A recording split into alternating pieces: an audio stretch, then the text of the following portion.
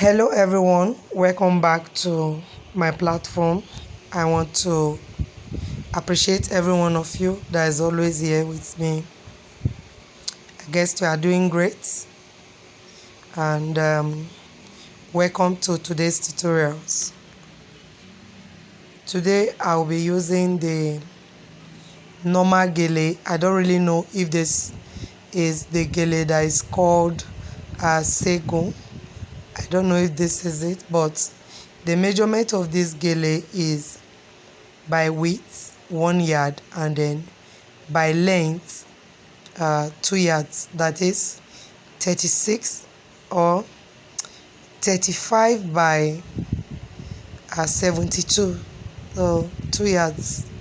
Yeah, so this Gele is quite different from the Ashoke. It has its own length. It's not like the Ashoke length that you have to like form on your own. All right, for this particular Gele, one method I use in creating my auto Gele is to actually tie the Gele first, like I'm going to tie it on the head of a client, just the way you see it now. I don't usually start by making the base. I make the Gele first, then after making the Gele, you see the part I'm tying down now. As far as this Gele is concerned, it's not useful, just that I need it to do my complete tying. So when I want to make the base, this is the part I'll be using to create my base. So in other words, I'll be cutting out this particular part when I'm done preparing the top of the auto Gele. All right, so usually my normal procedure or process for making a fan, or when you are just tying normally, you understand, so I'll just like pick the pleats together and then get it to the height I felt I need for the fan. Then I will, just the same way I do for my normal fan, for all those that have been watching my previous tutorials, you see that it must get to a point where I have to create a slant so that the fan can start standing out on its own. So at this point now, I'm just carefully arranging or pleating the Gele together until I get to the point where I felt the height I need is okay. Now, because this Gele is quite wide, like I said, it's 1 yard, and the material is not that soft, you understand. So soft is kind of, if I use the word difficult, I don't think if that would be the right language, but it's not really that easy for you to like pleat a whole 1 yard in your hands.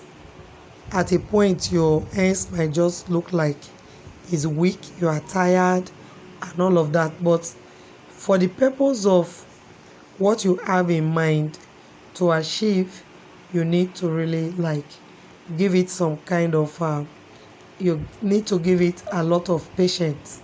Yes, that's for me, you need a lot of patience. So I will keep pleating the way you've seen me pleat, and also ensure that I arrange the pleat, because it's very necessary, you understand.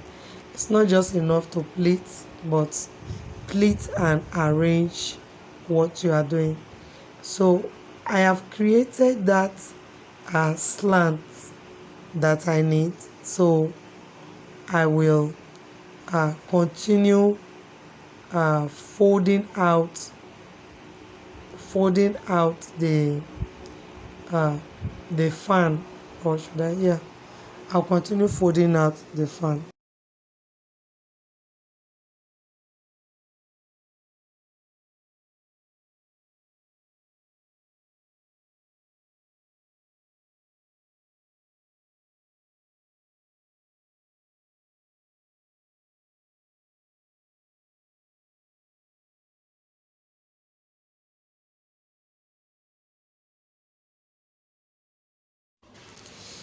Yeah, if you are into this business, you really need the knowledge of how to tie gele. Forget about auto gele now. You need to know how to tie gele for you to be able to make a good auto gele. Yes, that's just the truth. So if it's possible, you can register for someone to teach you how to tie gele. It's necessary. All right, so at this point now, because I really want to secure every point of my work, I introduce the needle and thread work, where I will need to tack my pleats as I yes, my pleats. So where I will need to tack the pleats so I can secure it properly, you understand, and avoid it from losing. So you see the way I move. For me to move, I need to like underneath, or yeah, I need to like range it back, ensure that every one of it is intact, is online, on point, you understand, before you start folding. I think I would like to just ship in this very quickly. It's not compulsory that while you try to sew, you should always sew from bottom top. I can just pick like the first 2 or 3 pleats from the top to keep tacking my fans. Is that okay? So you don't really need to like, if I'm going to tag this fan now, I don't need to go like from up to bottom before I know that I'm tacking my fan. So I hope that is taken as well. So you can see it's a stressful exercise. It's a little bit stressful because for every movement there now, you need to arrange it, and every step you are using to, and every time that you are arranging, you are like straining your muscles. You are straining your muscles now. Yeah, straining your hands. You feel it. You feel the weakness in your muscles and all of that. So yeah, it's not really that easy.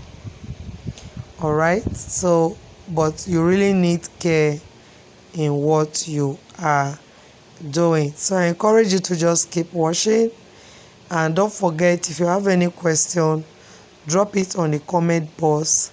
At least let me praise myself a little. I reply sharply.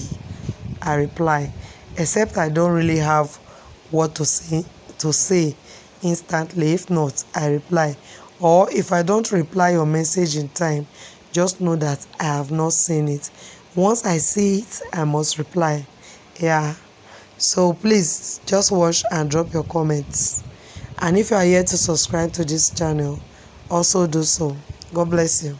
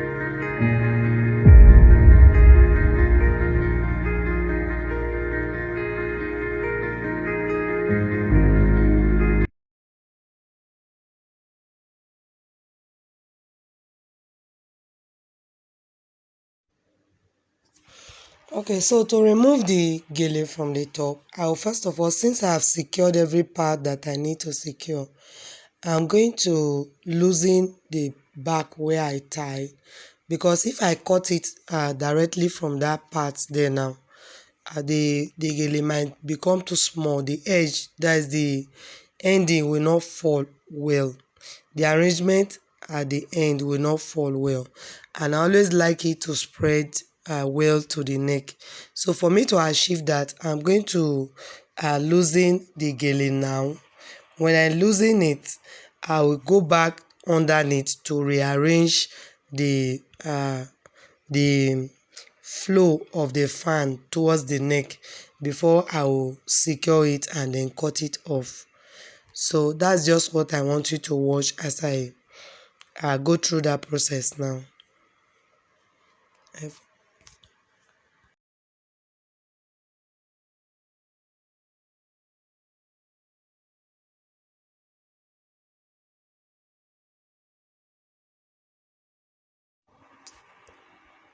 Okay, so when I drop it down, I already tack every part of this gele with needle and thread, so dropping it down will not scatter anything.